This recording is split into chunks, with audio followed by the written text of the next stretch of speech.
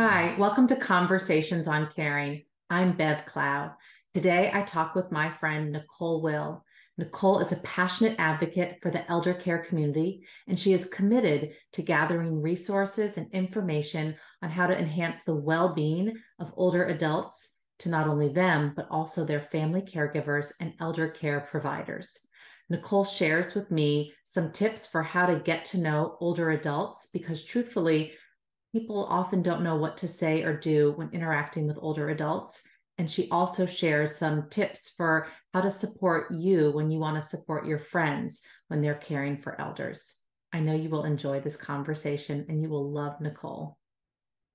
Nicole, thank you so much for being with me here today. I've been really looking forward to this and having this conversation on caring. Thank you. Thank you for having me. I always love when we get the chance to visit, so I've been looking forward to this as well. Thank you. Why don't we start out and can you share with us your caregiving story? Like, how did you get interested in caregiving? Yeah, so it goes back a little bit in that when I was 15 years old, my grandma moved into our family home. So she moved from a few states away. We actually sold the house we were living in to have grandma come and stay with our family. And so there was a lot of change. And here I was, a newer teenager in high school, and got to experience having grandma with us. And then journeyed with her in her life as she aged and as a family and continued that caregiving. For how Yeah. many years did she live with you and your family? Oh my goodness. So she lived with us for, let's see, 15. I want to say she was in our home for probably 15 years. And Hmm. then here's the really cool part of the story is that given my relationship with my grandma, I decided to work with older adults. So I studied gerontology in college, worked in senior living communities as a nursing assistant, as care management, and then my grandma eventually moved into the senior living community where I worked. Oh, So wow. and like that's why the years kind of blend together because I'm like, okay, well, grandma's been living in my environment for many years. Part of it was in home and part of it was in the senior living community. Hmm. What do you think people who are not as familiar with being around seniors, being around elder care, what Mhm. do people not realize? Like the positives and the challenges? Yeah, that's a good question. So I think some of the positives are people that aren't used to being in those environments or interacting with older adults. It is really looking at it as any other relationship of a person that you want to get to know. So I always say if you're uncomfortable or you don't really know what to say, start by asking questions. Hmm. Asking questions is a beautiful way to forge that relationship and connection with someone. And where are you from? What kind of food do you like to eat? How do you like to spend your time? What do you like to do? Do you have family? And the questions start conversation to snowball into more conversation and to more questions and the dialogue that can happen. So I always say if you're uncomfortable and you don't know how to interact, just ask a question. Some of the, I think, negatives are, or maybe the misconception Hmm. is that sometimes families have a hesitancy to look at moving their loved one into senior living. And I always say, having the environment that best supports your loved one in whatever way that is, whether that's at home, whether that is in a community, and understanding what your loved one's wishes and how they see living out their life. If they're very social and interactive, if they need support with meals, senior living communities do such an incredible job of creating an ecosystem of socialization and support in many different ways. So to not maybe be scared of what you've heard how many years ago from grandma that her interaction, we've come a long way. They are, they can be beautiful, right? Where it's varies given location and where you are and what you have access to. But so to not let that be a deterrent, Yeah. a good fit. So if you had a friend whose loved one was going into elder care and maybe was having some health challenges, what could you do to either say or do to support your friend? Yeah. So for me, what I've experienced in my family and also when we've had health issues in our family is that I think it's helpful when we can acknowledge that something is happening. I think a Mm, lot of times we are nervous because we don't know the right thing to say. And to that, I would say, I've said that before to people. I don't know what to say, but I want you to know that I'm here and I'm thinking of you and I'm caring and I would love to support you.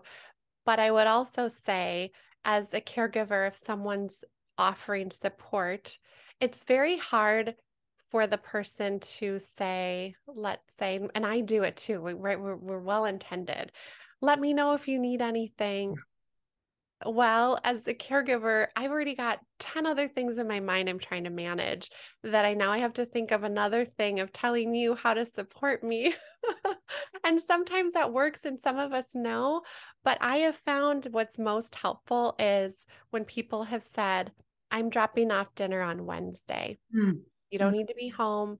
I'll set it outside or whatever the logistics are. Or I'm free at Friday at noon. What can I pick up at the grocery store for you? So my encouragement for people would be is step in action. Yeah. And if the recipient says no, thank you after that action, at least you created an environment where you're showing up and you're alleviating the caregiver having to think of one more thing. So I always try to be intentional now as I am supporting people of being specific in how I can meet their needs until they tell me otherwise. That has been, yeah, my advice I would have. That's really helpful. How has being a caregiver and being around elder care, how has that shaped you? You shared that how your Yeah. grandmother living with you, then you pursued a field of gerontology and working in elder care. How else has that impacted you in your path? Yeah. Oh my, so much. I feel being in the environments have taught me a lot about the wisdom of people around me and the older adults and the stories. I've learned so much about anything from having a first account of history to someone sharing their favorite recipe with me. I was pregnant when I was working in senior living, so I had great, people telling me about babies and raising kids and all of that. But it also then witnessing the people that are caring for our older adults and just having exposure in the field, I think it's almost giving me a renewed sense of hope and humanity. That when you interact with our world, I think we're so busy and there's so much going on. But when you're in these environments, you really see the care and the compassion that people have the capacity to give.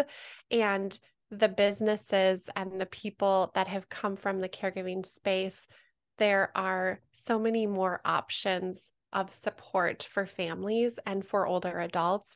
And so I've just been super encouraged lately witnessing all these people that are doing really great things. So I'm more hopeful now than I ever have been before. I think when I first started out, I was like, people would ask me like, what is gerontology? What does that even mean? There just wasn't an awareness around it. And now there's a conversation and we're having more conversation and we need to do even more. But I'm hopeful for all the great people that are in those positions to make change and to support our older adults and caregivers. That's a really positive view of humanity. So thank you. And Mhm. can you share a little bit about what you do in terms of specifically your podcast and your other areas of support for caregivers? Yeah, thank you. So I have a company called Will Gather, and people have asked before, like, okay, the name. So my last name was Will, and Will Gather also is like, we're going to bring everybody together. We're going to gather information, people, support, community. So we can, use that term in many different ways. And I provide information and resource to older adults, family caregivers, senior living professionals. And we do that through the podcast. So we interview experts, educators, caregiving consultants, dementia specialists, age tech founders, you name it, anything that encompasses that, what we say pillars of support for our aging community, have that broad perspective, and then share that with families and with loved ones. We also have a boutique gift shop, which is super fun in that it was named after my grandma. So it's Gigi Betty Co. and my grandma's Gigi Betty.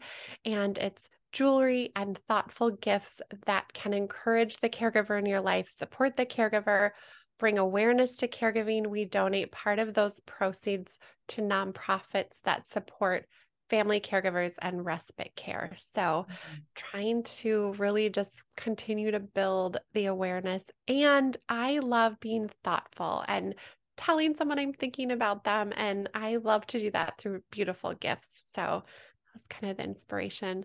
It's beautiful that you give back too. I have to say, I love the stickers that you've made. I'm like a big fan of those. Thank you. They're beautiful. Oh, Yeah, I know as I've well got as them the on my jewelry. water bottle. Yes. Yeah. Yeah. A fun Yeah. reminder. Yeah.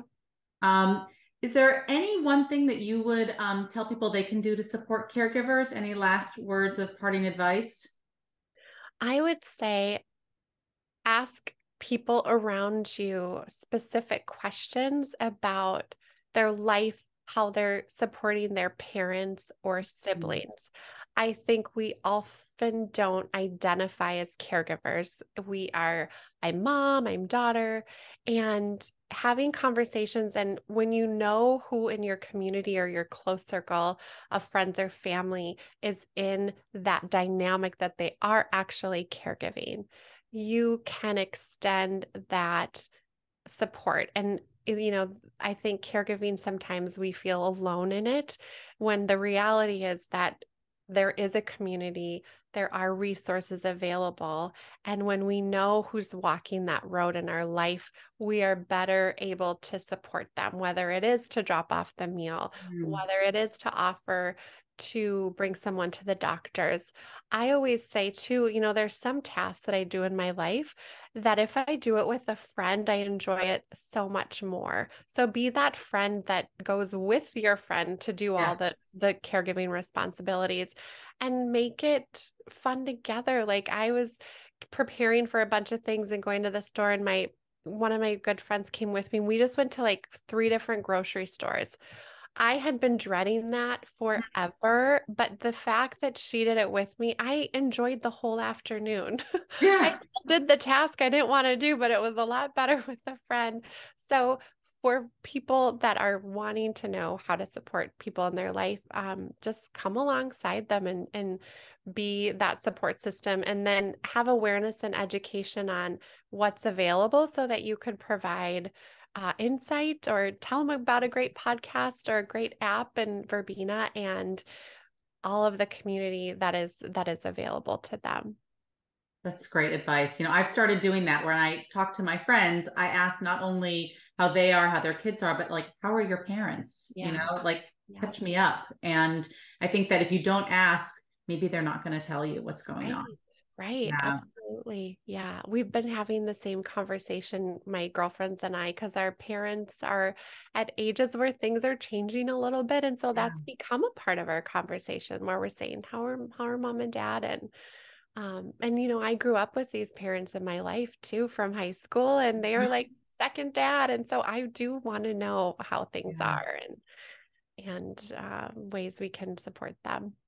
Thank you so much, Nicole. Really wonderful to hear more about your journey, and a really beautiful message about the positivity of really connecting with others, and that being around people who are older is actually an opportunity to expand your own life. And it's really, you get so much out of it too.